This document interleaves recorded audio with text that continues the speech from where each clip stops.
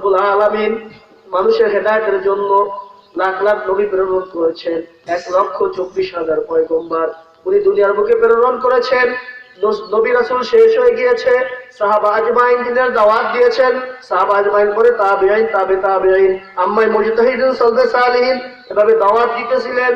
এখন এইভাবে আস্তে আস্তে আস্তে আস্তে এটা আলেম ওলামার দায়িত্বে, কারণ হলো আল উলামা ওয়ারাসাতুল আম্বিয়া, ওলামা হলো আম্বিয়াদের ওয়ারিস। তারা আজকে দাওয়াত দিতেছে, তারা বারবার বিভিন্ন পন্থায় তাবলীগের মাধ্যমে, চরমোনার ময়দানে, মাহফিলের মাধ্যমে, হুজ্জাতুল ইসলাম মাদ্রাসায় মাসিক ইজতেমার মাধ্যমে বিভিন্ন ভাবে আপনাকে আমাকে বুঝাইতেছে যে বান্দা আর দুনিয়া থাকার জায়গা নয়, দুনিয়া থাকার জায়গা নয়, বিভিন্ন পন্থায় বুঝাইতেছে।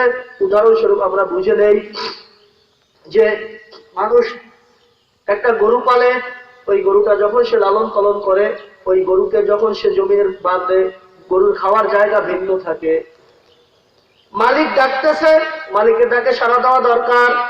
পাশেই একটা জঙ্গল আছে, যে জঙ্গলে বাঘ নেকড়ে থাকে, এই বাঘ নেকড়ে রয়েছে অনেক। ওই ব্যক্তি তার পশু সে জমিনে চড়াইতেছিল, হঠাৎ একবার তার রশি ছুটে গেল। রশি ছোটার পরে ওই গরু জঙ্গলের দিকে ছুটতেছে, মালিক পিছন দিয়া ডাকে, গরু ফের ফের, জঙ্গলের মধ্যে যাস না, জঙ্গলের মধ্যে যাস না। যদিও জঙ্গলে বড় বড় ঘাস দেখা যায়, কিন্তু জঙ্গলের মধ্যে অনেক নেকড়ে বাঘ আছে, যেগুলো তোমার উপর আক্রমণ করবে, তোমাকে ধ্বংস করে দেবে। গরু ফেরে না, গরু যায়, মালিক পিছে পিছে দৌড়ায়, গরু ফের, গরু ফের। ভালো ঘাসের লোভে গিয়া নিজের জীবনকে শেষ করে দিস না। গরু ফেরে না, গরু ফেরে না, গরু যায়।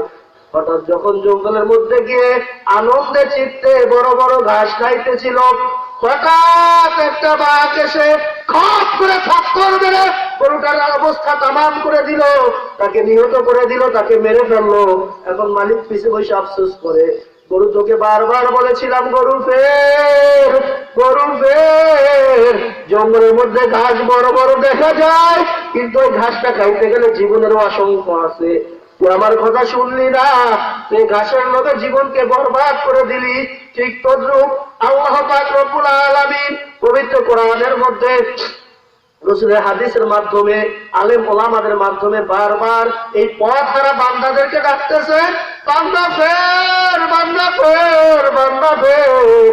কত গুনার কাজ করবি, দুনিয়ার মধ্যে বহুত রং তামাশা করলি, দুনিয়ার চাকচিক্য দেখা দুনিয়ার মধ্যে লিপ্ত হয়ে যাস না। বান্দা ফের, বান্দা ফের, বান্দা ফের। আল্লাহ ডাকেন, আল্লাহ নিজে কোরআনের মধ্যে ডাকেন, আলেম ওলামাদের জবানে ডাকেন। আমাদের কি এখনই কি সময় হয়নি, এখনই কি সময় আসেনি এই আল্লাহর ডাকে সাড়া দিব?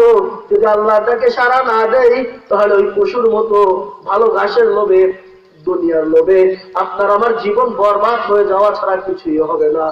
এজন্য আসুন, আলেম ওলামা ডাকে, আলেম ওলামার কথা শুনি, আলেম ওলামার ডাকে সাড়া দেই।